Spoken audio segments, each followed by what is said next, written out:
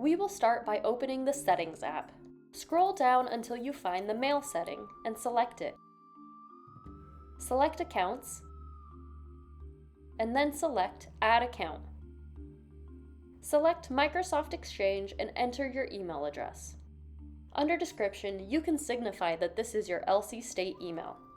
You will see this description in your inbox. This description will be useful if you have other email addresses linked to your Mail app. Select Next at the top right of the screen and you will be asked to sign in.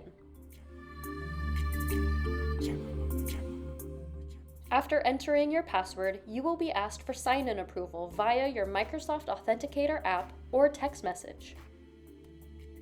In the top left corner, click the Mail button to return to the Mail app.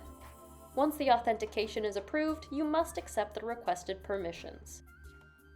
Then, click Save at the top right corner and your LC State address will be set up in your Mail app. If you select Mailboxes at the top left, you can see all inboxes within your Mail app.